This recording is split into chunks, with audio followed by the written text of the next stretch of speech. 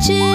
விதைச்ச விதையும் இங்கு செடியா முளைச்சிருச்சு. பூவும் இல்ல காயும் இல்ல கனியாச்சு.